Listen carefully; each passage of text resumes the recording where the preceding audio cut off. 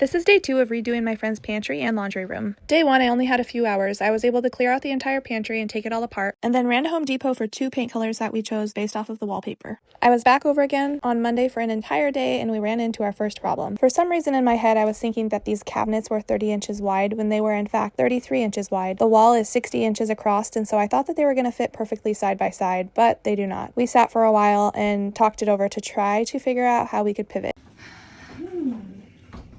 Well, that sucks.